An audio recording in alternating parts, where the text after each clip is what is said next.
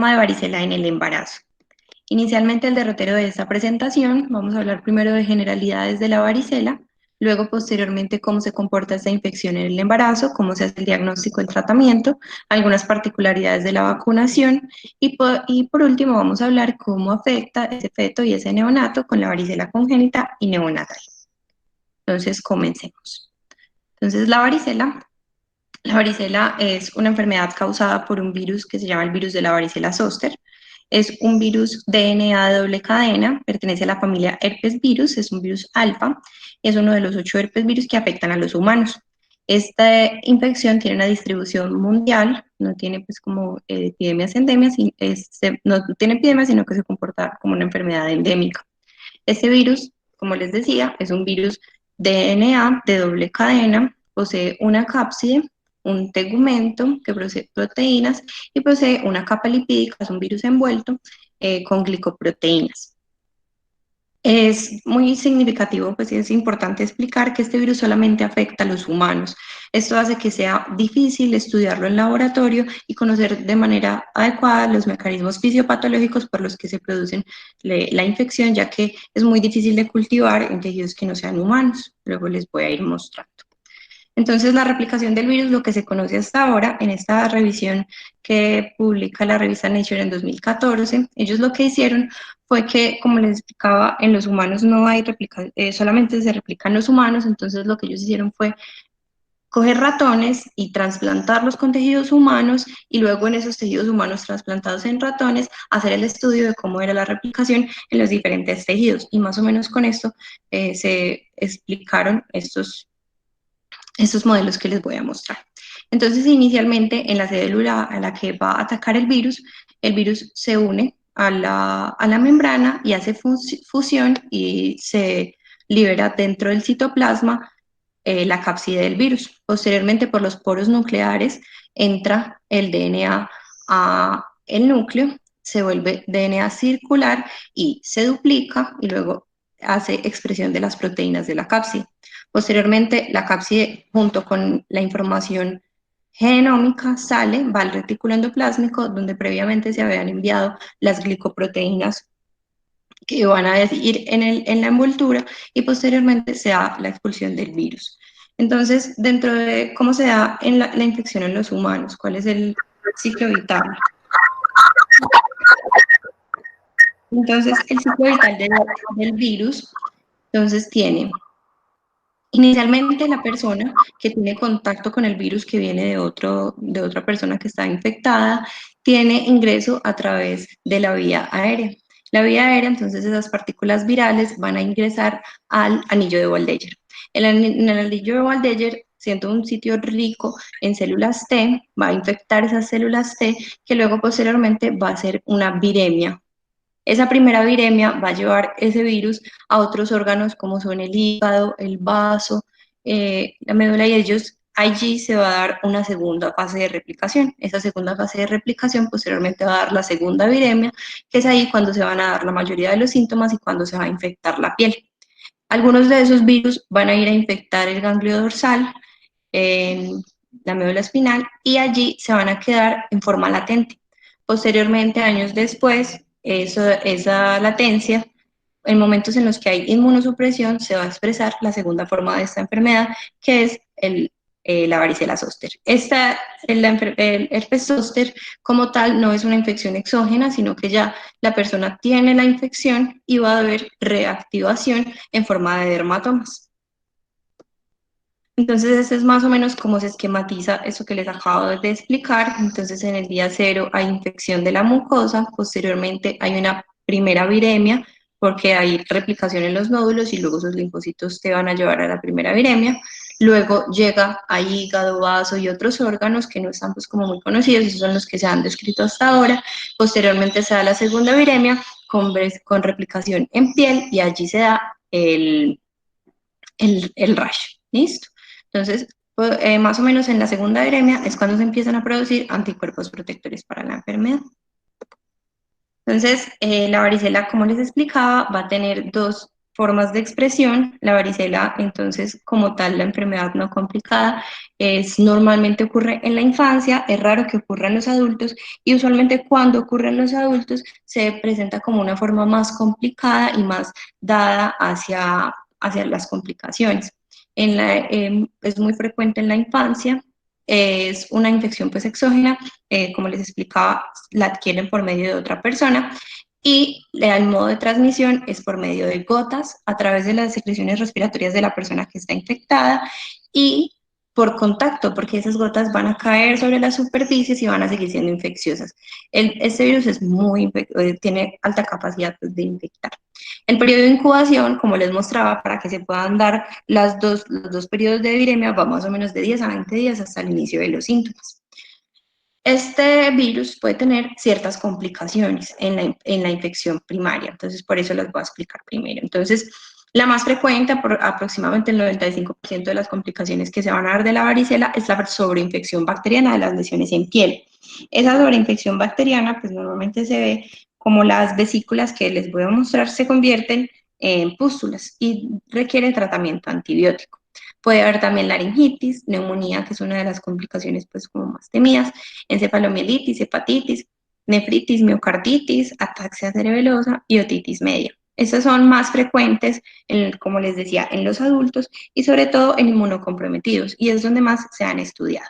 El herpes zóster, como les contaba, es la reactivación de la infección. Usted tiene primero su prima infección por una infección exógena y posteriormente de los ganglios dorsales va a haber una reactivación que va a estar asociada a periodos de inmunosupresión. Normalmente se expresa en adultos, algunas décadas luego de la infección, pero lo más frecuente es que se dé en personas ancianas que ya tengan inmunosenescencia. Entonces, las manifestaciones clínicas iniciales de la infección van a ser malestar general, faringitis y fiebre. El rash, la aparición del mismo, es concurrente con la fiebre. Como pueden ver, es muy inespecífico y puede llegar a ser pues, confundido.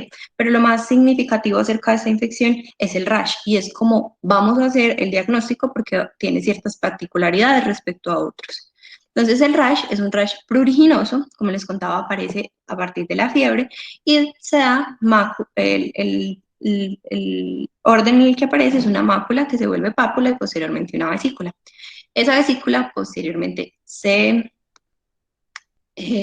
vuelve una costra y después de que esa costra se cae, queda una hipopigmentación.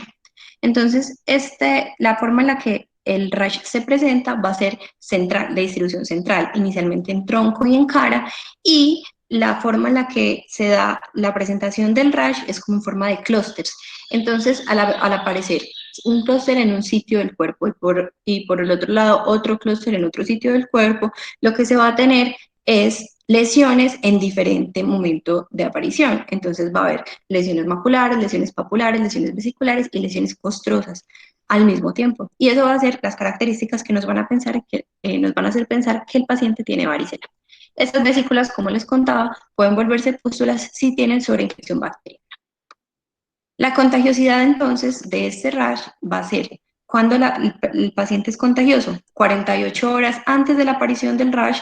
Esas 48 horas son las más difíciles de determinar porque, como les contaba, la fiebre y el malestar general aparecen concurrentes con el rash. Y hasta cuándo es contagioso, hasta que todas las lesiones estén en costras. En algunas bibliografías dicen que hasta que todas las costras hayan caído, pero en la mayoría dice que hasta que todas estén de forma costrosa, que no haya ninguna vesícula activa, hasta ahí es contagioso. La varicela en el embarazo, vamos a hablar ya específicamente de ella. Entonces, en el embarazo, como quería contarles que de todas las infecciones que se dan en el mundo de varicela, menos del 2% de esas infecciones son en adultos. Pero de esas 2%, un cuarto de la mortalidad corresponde a infecciones que ocurrieron en adultos. En las embarazadas hay mayor riesgo de mortalidad porque tienen más tendencia a que, aparte de que son adultas, entonces pueden presentar más complicaciones, por estar en embarazo, tienen mayor riesgo de presentar las mismas. Si se adquiere entre las 8 y las 20 semanas, puede llevar a varicela congénita si hay varicela materna. El haber tenido varicela materna sin tener varicela congénita confiere riesgo para tener herpes zóster en la infancia del niño, y si se acerca al parto nos puede llevar a varicela neonatal. Esto lo vamos a ampliar un poco más adelante. Entonces, ¿cómo es la epidemiología? La epidemiología en toda la bibliografía se refiere que ha cambiado. ¿Por qué ha cambiado? Por la aparición en 1995 se descubrió una vacuna, se empezó a comercializar y eso ha cambiado la epidemiología de la seropositividad en el mundo. En Estados Unidos, que la vacuna se comercializa desde entonces, se habla que varicela materna tiene de 1 a 5 casos por 10.000 embarazos, porque allá refieren una seropositividad asociada a la vacunación mayor del 95%. Refieren que estos datos pueden ser mayores en otros sitios, sobre todo en el trópico, en los que la vacuna o no ha sido introducida o se introdujo, perdón, aún en tiempos más cercanos, en los que la seropositividad usualmente es menor del 50%. Entonces, como tienen solamente infecciones naturales en la infancia, hay personas que no se infectan en la infancia y quedan sin anticuerpos y son susceptibles para la infección en la adultez. En las embarazadas, las complicaciones pueden ser todas las que les expresé, pero la más frecuente es la neumonía. Esa puede complicar del 10 al 20% de todas las infecciones por varicela en las maternas. La mortalidad previamente de la neumonía por varicela en las maternas era del 20 al 45% cuando no se daba tratamiento, solamente se daba soporte. Usando el tratamiento que más tarde les voy a explicar cuál es, se logró disminuir entre el 3 al 14%. Es pues una disminución significativa. Entonces, la transmisión materno-fetal de la varicela, entonces, va a depender del momento en el que se dé. Entonces, cuando es en el útero o perinatal, la transmisión va a ser uteroplacentaria. Se ha demostrado que la varicela puede infectar la placenta, el cordón y el feto. No se ha descrito exactamente cuáles son los sitios de replicación del virus dentro del feto, pero que se ha descrito que se hace. Entonces es uteroplacentaria. Cuando es postnatal, más o menos 48 horas posterior al parto, cuando ya es postnatal, entonces la transmisión va a ser por gotas o por contacto directo con la madre que está infectada. Esto pues va a ser importante porque va a cambiar un poco cuál va a ser el tratamiento que vamos a dar. Entonces, dentro de las manifestaciones clínicas en la materna, entonces como les explicaba, la materna puede tener varicela no complicada que no va a diferir mucho de la varicela, de la varicela pues, que tiene cualquier persona que no esté embarazada. Van a tener los mismos síntomas, la fiebre, el malestar y el rash. La infección complicada pueden tener igualmente todas las manifestaciones complicadas que puede presentar una persona que no esté embarazada, pero las maternas tienen más tendencia a hacer neumonía y a hacer neumonía grave. Por eso vamos a hablar específicamente de esta complicación. Entonces, la neumonía usualmente aparece una semana luego de que aparece el rash. La embarazada tiene su infección, cursa con ella sin dificultades y posteriormente empieza a aparecer tos, disnea y taquipnea. Esas manifestaciones pueden progresar a falla ventilatoria y a muerte. En la neumonía, los factores de riesgo que se han identificado para esta infección en la materna es que sea fumadora. La mayoría pues, de los casos en los que se ha descrito esta infección, la mujer fuma y también se describe que tenga más de 100 lesiones. Usualmente en los niños, que son los que tienen pues como las manifestaciones más floridas de la enfermedad, no tan complicadas, pero sí las más floridas, ellos llegan a tener más de 250 lesiones en piel. Los adultos no tienen tantas lesiones en piel, entonces por eso que una mujer tenga más de 100 puede llevar a tener, a conferirle pues mayor riesgo de hacer esa neumonía. El diagnóstico, ¿cómo se hace? Entonces, en las embarazadas, como en los adultos y en los niños, el diagnóstico primordialmente va a ser clínico. La clínica de cómo se da el rash asociado a la fiebre y en la ausencia de otras manifestaciones.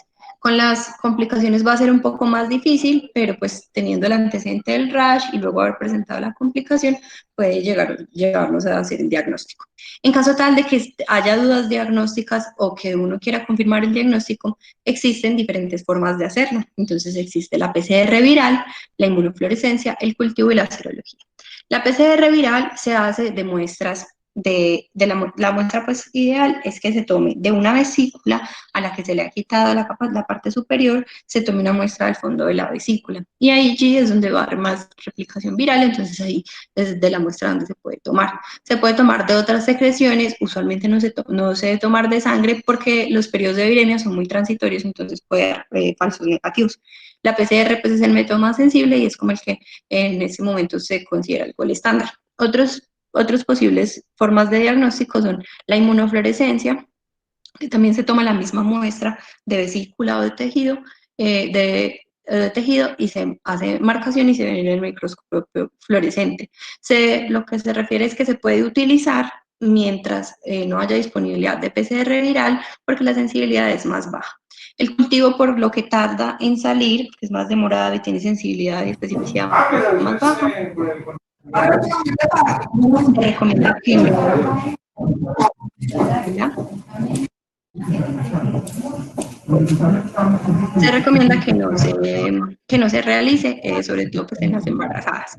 Y la serología no se recomienda que se use porque la serología en este caso debería usar suelos areados, en los que yo pueda demostrar seroconversión de IgM. Y esto no me permite tomar decisiones clínicas en el momento, entonces la serología no se usa para el diagnóstico. Existe la posibilidad de medir los anticuerpos IgM y hacer la seroconversión, pero no es lo ideal. Por favor, apagar sus Claro, micrófonos, gracias. claro. Mira, Hola, profe. espérate un momentico que nos cierren como un micrófono que hay por ahí que nos está distorsionando tu sonido. Listo. Yo creo que ya. Yo creo que ya. Muchas gracias. Continúa, qué pena. Bueno, entonces el tratamiento. Respecto al tratamiento, hay alguna controversia porque hay en algunas bibliografías en las que no se recomienda tratar a la varicela complicada, a la varicela no complicada. Se recomienda que la paciente que está embarazada y tiene la varicela y no tiene manifestaciones graves, tiene pocas lesiones, está poco sintomática, que simplemente se le haga manejo sintomático de la fiebre, del prurito y que se deje pues como evolucionar e ir mirando pues como su evolución. Pero en otras bibliografías se recomienda tratar la varicela no complicada. ¿Con qué? Con aciclovir, 800 miligramos, 5 veces al día por 7 días. Esta recomendación no está basada, pues este aciclovir oral no está aprobado en embarazadas, pero en lo que hay de reporte parece ser seguro y no hay reportes de malformaciones fetales asociadas a él. Refieren que el aciclovir como tal, aunque pasa a la placenta, no ha demostrado que sirva para evitar la infección fetal. Entonces, para lo que se hace, para lo que se recomienda, es para disminuir las posibilidades de infección complicada en la materna. Entonces, por eso, en la guía de la COC se recomienda que en todas las pacientes con varicela no complicada se dé tratamiento oral que puede llegar a prevenir las manifestaciones graves. En cuanto a la neumonía y en cuanto a la neumonía, en las otras complicaciones, que como les dije son muy raras, la más frecuente es esta. Entonces, la neumonía es una emergencia médica, el diagnóstico se hace con las manifestaciones clínicas y aparte se puede hacer unos rayos X, como pueden ver acá. Estos son unos rayos X de una paciente con neumonía por varicela y lo que se ve son unos infiltrados intersticiales con probabilidad central. Eso es como lo que se ve en la radiografía. La información acerca del tratamiento proviene de estudios observacionales en los que se ha utilizado. Hay dos estudios, uno de 1991 y otro de 2002, en los que se utilizó empíricamente el aciclovir venoso para el tratamiento de la varicela y tuvieron pues como buenos resultados y en eso se basa la recomendación del tratamiento. Entonces, cuando tienen neumonía, otras manifestaciones complicadas, entonces se utiliza aciclovir intravenoso, 10 miligramos por kilo cada 8 horas. Esto de 7 a 10 días dependiendo de la evolución de la paciente. Aunque, como les digo, cruza la placenta, no protege de la infección fetal. Entonces, este es uno de los dos estudios observacionales que les cuento de los dos estudios que se realizaron con el aciclovir. Este fue un estudio en el que se realizó en Estados Unidos, este es el de 2002, en el que se incluyeron más o menos 300 maternas que tuvieron varicela. De esas 300 maternas que tuvieron varicela, 18 presentaron neumonía Y con esas 18 que presentaron neumonía, decidieron hacer un estudio de casos y controles, con 72 controles, y se trataron entonces en este estudio es en el que se describen los factores de riesgo de fumar y de tener más lesiones. Esos fueron los que ellos encontraron como significativos. Y de esas mujeres, todas las que tenían, todas esas 18 fueron tratadas con aciclovir y esas sobrevivieron. Y ellos dicen que no es porque haya sido que fueron pues como infecciones leves, porque de esas 18, 12 requirieron estancia en unidad de cuidados intensivos con ventilación mecánica invasiva. Entonces, gracias a este estudio es que se da la recomendación de hacer el tratamiento con aciclovir intravenoso. Bueno, entonces eso es como el diagnóstico y el tratamiento de la varicela en la embarazada. Pero entonces, ¿qué hacemos con las embarazadas que tienen una exposición a otra persona que tiene varicela? Eso es una pregunta que suele ser frecuente. Entonces, pues existe alguna respuesta para ello. Entonces, primero que todo, tenemos que definir qué se considera una exposición. Entonces, una exposición se define como un caso en casa, un caso que se presente en donde vive la paciente, que es con una persona con la que se tenga contacto cara a cara por más de 5 minutos. O sea, como les digo, es muy infeccioso. Pero también se define como exposición que haya cohabitación en la misma habitación en un hospital. Por eso estas pacientes siempre, si se van a hospitalizar, deben estar aisladas por gotas y por contacto, con el aislamiento estricto. Entonces, ¿qué pasa cuando yo tengo una paciente que está hospitalizada con otra persona en una habitación, digamos, compartida, y una de las dos desarrolla un rash sugestivo de varicela? Entonces ya sabemos que la paciente fue contagiosa 48 horas antes de haber tenido ese rash. Entonces, la paciente al lado, que podía estar, que digamos estaba embarazada, estuvo expuesta se considera pues estuvo expuesta a esta infección.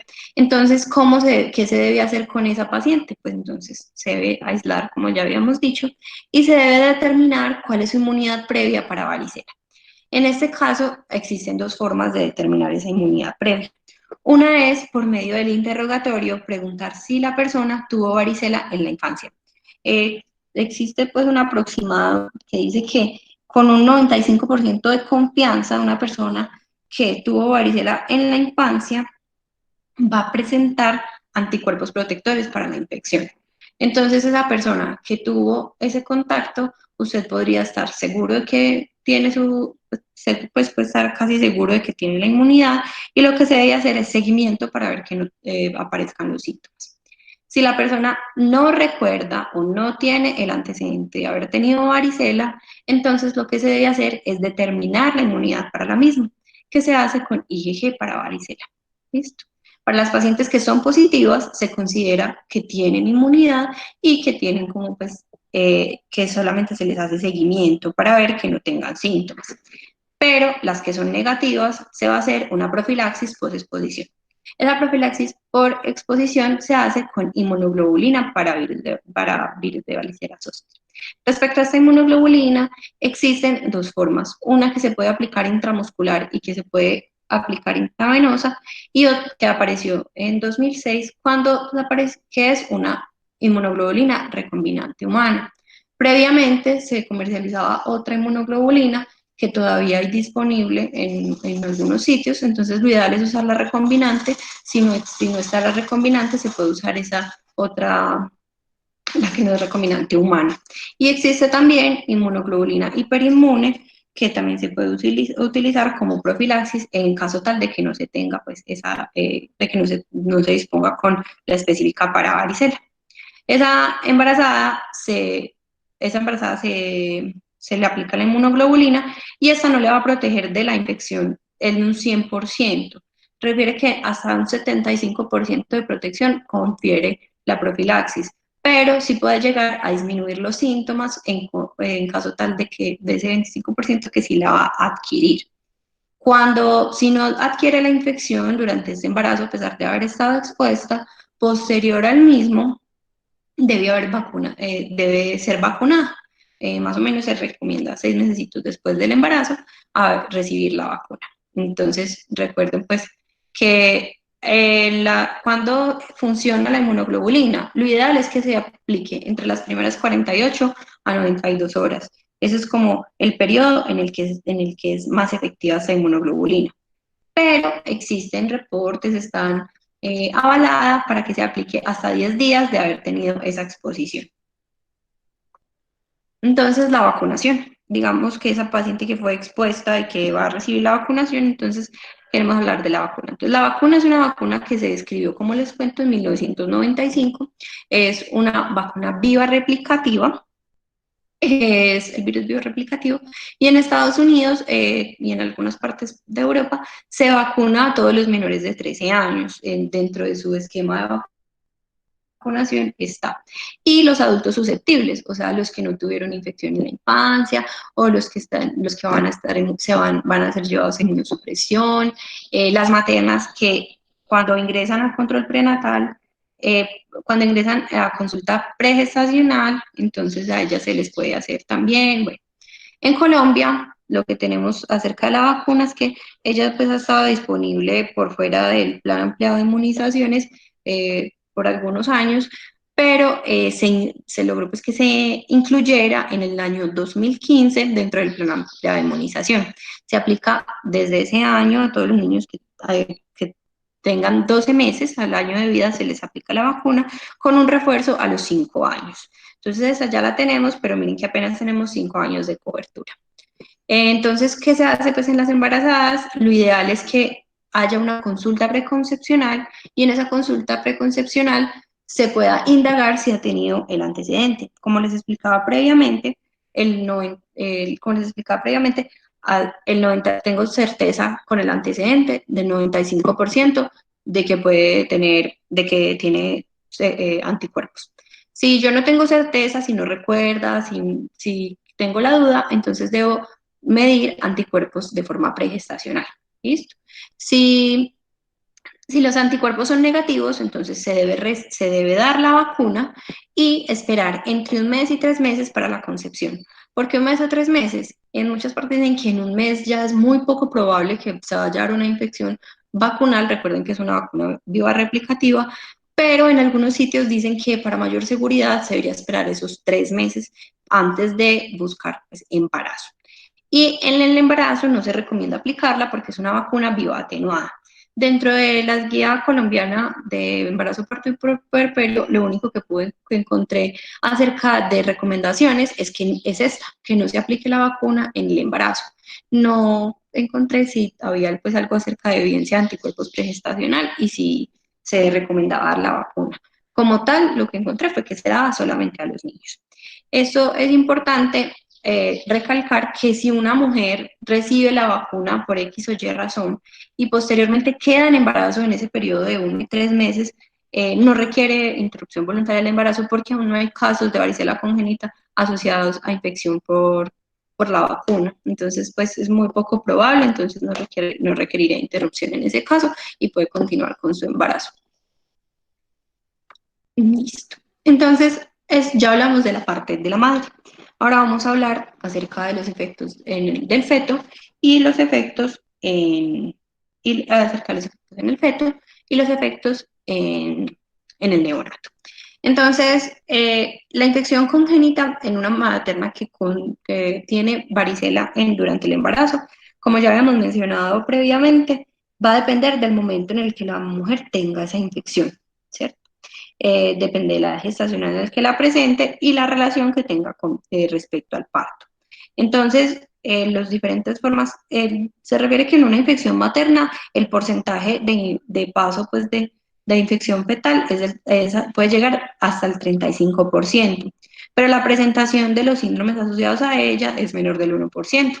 Entonces, puede presentar síndrome de varicela congénita, si es en el embarazo temprano, infección neonatal si es cercano al parto, como ya vamos a ver, pero lo que se ha evidenciado es que si es temprana no se asocia a aborto y no se asocia a parto pretérmino cuando se da pues, más adelante. Esa asociación no se ha podido encontrar. Entonces, el síndrome de varicela congénita es el primero que vamos a explicar. Como les había dicho, es una infección que se da entre la semana 8 y la 22. Hay reportes de casos de varicela congénita en infección en la semana 28, pero es algo muy raro. Lo normal es que vaya de la 8 a la 22. Este síndrome se describió por primera vez en 1947 y siempre ha tenido altas tasas de morbimortalidad, teniendo una mortalidad hasta el 30%. Entonces, la presentación clásica es un niño que tiene lesiones en piel, defectos neurológicos, enfermedad ocular e hipoplasia de extremidades. Lo que se cree y lo que se ha descrito es que se da una infección en el feto por varicela. La madre la infección es temprana. La madre se infecta el feto y el feto hace resolución de los síntomas. Como en el feto, como les contaba, en la persona adulta usted tiene la varicela y décadas después va a presentar el virus del herpes zóster. Lo que se cree es que en la varicela congénita, dada la inmunidad pues, apenas naciente del feto, se da la varicela, hay la infección de los ganglios dorsales y posteriormente se da una reactivación in útero de ese virus de la varicela. Y esa reactivación va a destruir esos nervios y por eso, y dado esa destrucción, va a llevar a las lesiones que les voy a mostrar.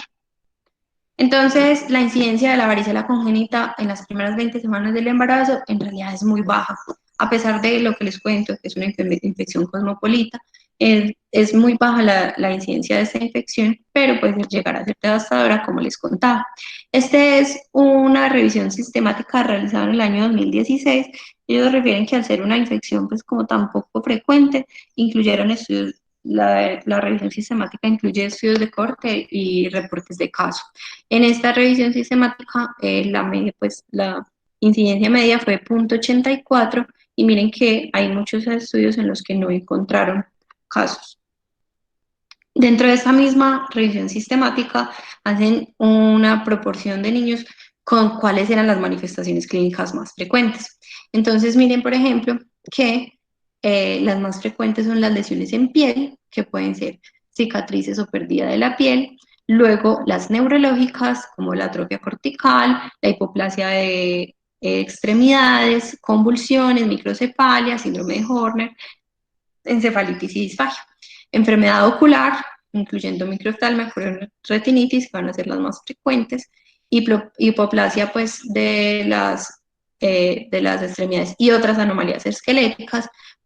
Se presentan como casos de RCIU, pero miren que no es tan frecuente respecto, por ejemplo, a las lesiones en piel, anomalías gastrointestinales, y hay otras que son pues como más raras, pero que puede llevar a presentar, miren que los cardiovasculares y otros órganos que están menos comprometidos.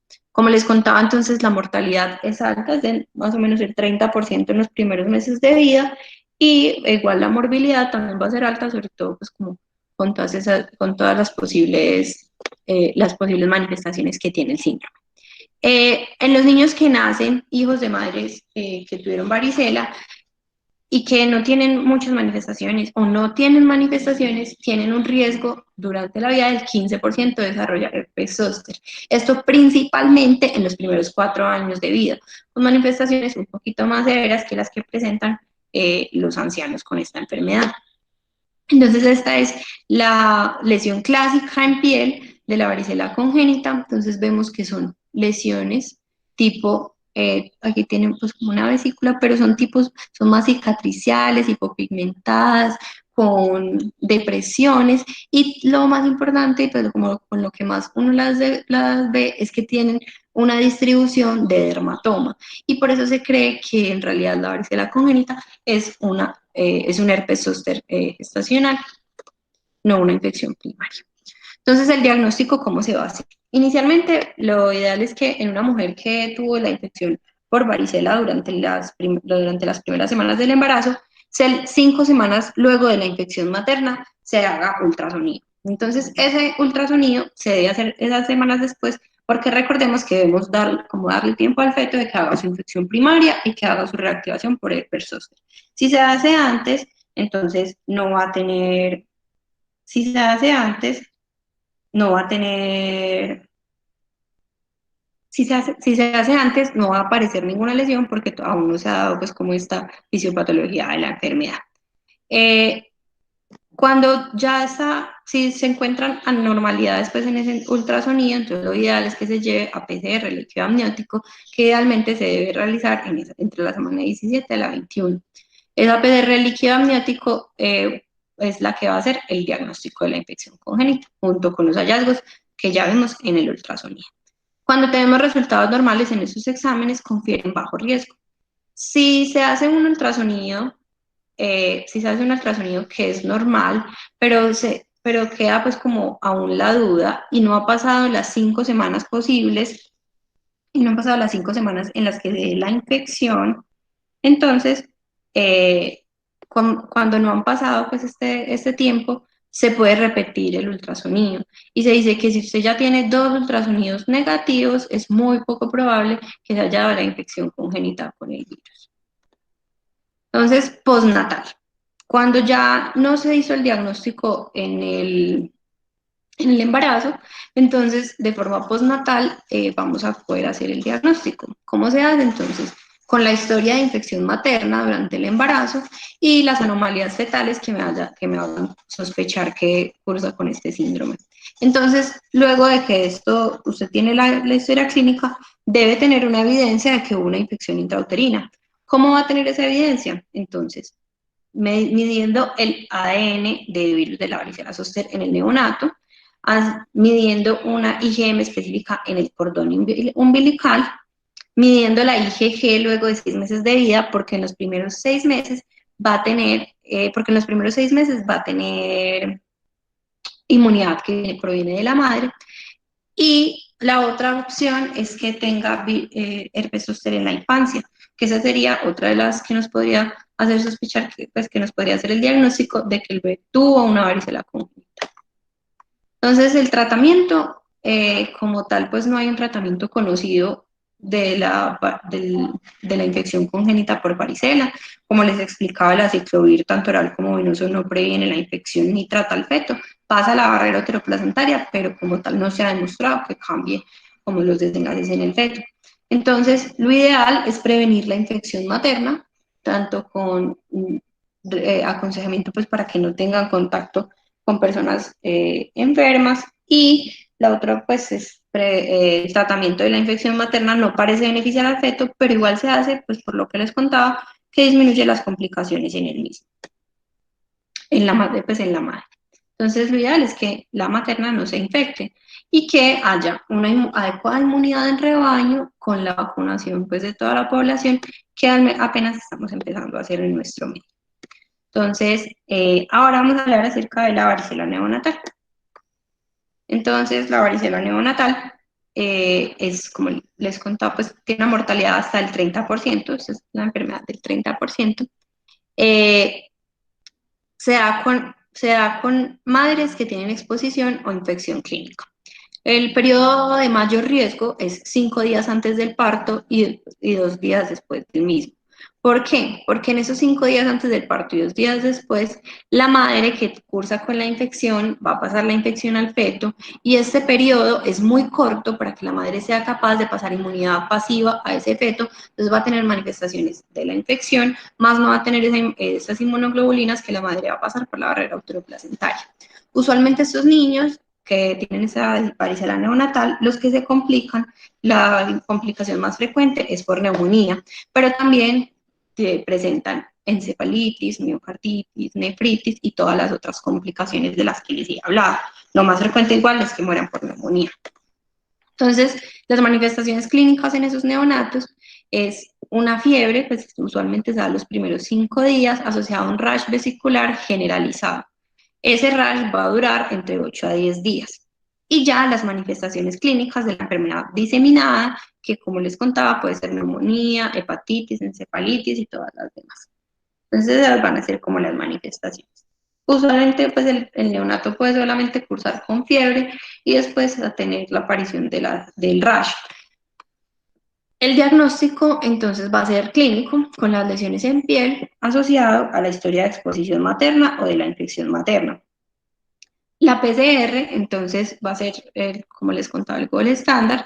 Entonces eh, es de vesículas, costras, de biopsia o de líquido cefalorraquídeo. Como les contaba, no, la viremia pues no es como tan significativa y es difícil de tomar, de detectar en sangre, entonces no es como el ideal, pero miren que hay pues como muchas muestras en las que se puede realizar esta PCR y es la que va a ser el diagnóstico. Se puede hacer inmunofluorescencia de forma inicial mientras tengo disponibilidad para la PCR, pero tiene baja sensibilidad. Y serología, como les explicaba, se puede hacer con sueros pareados para ver seroconversión de IgM, que tampoco es que sea muy útil porque no me sirve pues, para tomar decisiones agudas, deben pasar al menos 2 semanas para la seroconversión, entonces se puede usar, pero no es como, pues no me sirve en el momento agudo con el paciente. Lo ideal es que se pueda realizar en estos niños la PCR. Entonces, ¿cómo se hace la profilaxis posexposición en estos niños? Entonces, se debe prevenir la varicela en los neonatos expuestos. Eso es como lo ideal. ¿Cómo se hace? Con la inmunoglobulina. En eso les contaba pues que la inmunoglobulina no es 100%, no puede 100% prevenir la enfermedad, pero en esos en los que no se logra prevenir la enfermedad, al menos lo que se logra es disminuir la gravedad de la misma, en los que no se logra prevenir, igual que en la materna que se expone al virus. Entonces, en esos que no tienen manifestaciones clínicas y que simplemente fueron expuestos, entonces lo que se debe hacer es usar la inmunoglobulina contra varicela, que es esta varicicla que les contaba que salió en el 2016. Entonces, ¿cómo se hace? ¿Cuáles son pues, los que tienen indicación de profilaxis? Entonces, que tengan una exposición significativa, como ya lo habíamos explicado, y que tengan entonces, sin, la mamá con síntomas, porque eso ya nos dice como que sí hubo una infección en la madre, los que son prematuros, que tengan más de 28 semanas y que las mamás no tengan inmunidad. Entonces, por ejemplo, tenemos una mamá que está asintomática, tuvo exposición en ese periodo entre los 5 días y los 2 días postparto, tenemos un prematuro pero que tiene más de 28 semanas, lo que se debería hacer es medir la inmunidad de la madre, entonces medir la IgG de la madre y determinar si tiene o no tiene inmunidad. Si tiene inmunidad, entonces no se le hace profilaxis, pero si no tiene, si tiene más de 28 semanas, se le debe dar profilaxis al neonato. Si tiene menos de 28 semanas, la madre puede no tener inmunidad, igual se le da profilaxis pues, si tiene exposición significativa. Eso sobre todo, por ejemplo, en las dosis neonatales cuando tienen cuando en ese periodo postparto tienen contacto con el virus.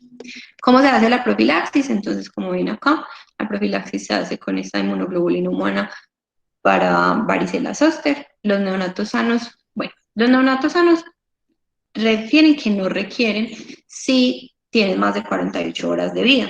Pero hay algunas bibliografías que recomiendan que sean 2 semanas postparto en las que se deben aplicar la inmunoglobulina si hay esa exposición significativa.